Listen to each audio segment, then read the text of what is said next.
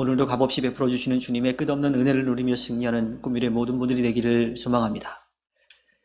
28장의 앞부분에서 왜 뜬금없이 광부들의 이야기를 하나 싶었는데요. 12절에서 그 이유를 밝히고 있습니다.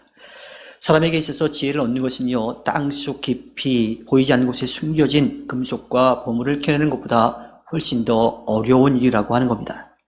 참된 지혜는 사람에게서 발견되는 것도 아니고 땅이나 하늘에서 발견되는 것도 아닙니다. 금이나 은 혹은 값진 보석을 주고 살 수도 없습니다.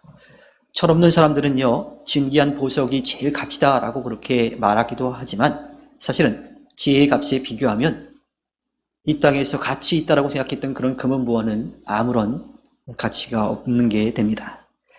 그렇다면 그 지혜는 어디에 있을까요? 그 지혜는 산 사람들의 땅에도 또 죽은 사람들의 땅에도 없습니다.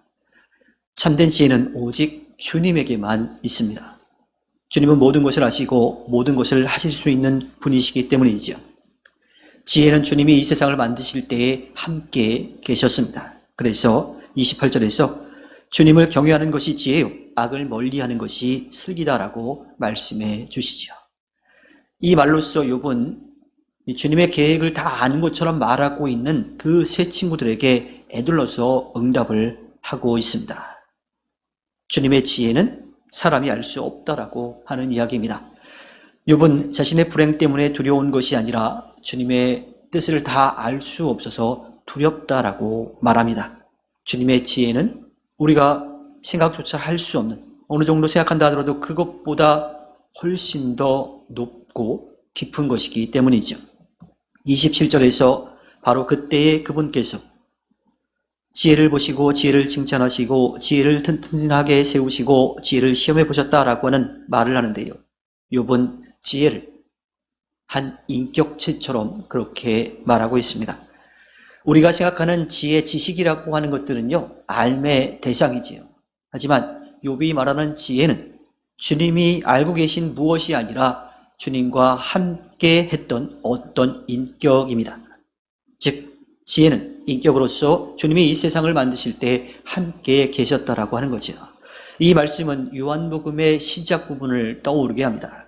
요한복음 1장 1절부터 3절 말씀에 태초에 말씀이 계셨다. 그 말씀은 하나님과 함께 계셨다. 그 말씀은 하나님이셨다. 그는 태초에 하나님과 함께 계셨다. 모든 것이 그로 말미암아 창조되었으니 그가 없이 창조된 것은 하나도 없다. 우리가 생각하는 말 혹은 이 말씀이라고 하는 것을 지혜나 지식 같은 거로 그렇게 생각하죠. 하지만 요한이 말하는 말씀은요, 하나의 인격입니다. 바로 이 땅에 우리를 위해 오신 예수 그리스도이시죠. 주님은 처음부터 삼위일체로 존재하셨고 또 그렇게 일하셨습니다. 하나님과 함께 이 세상을 만드시는 일에 함께했던 예수 그리스도를 욥은 지혜라고 불렀고요, 요한은 말씀이라고 불렀습니다. 예수 그리스도는 하나님의 지혜와 또 하나님의 마음을 알아서 하나님의 뜻을 행하시는 분이기 때문입니다. 그러니까 우리의 경험과 지식으로 노력으로 알 수 있는 것이 아니라 주님이 주시는 은혜로 그 지혜를 알 수 있는 거고요. 지혜는 멈춰 있는 것이 아니라 살아있는 거고요. 또 우리에게 언제나 깨달음을 주시고 또 그 깨달음을 통해서 주님의 구원의 은혜를 또 사랑을 알고 누리게 해주시고 또 전할 수 있게 해 주시는 겁니다.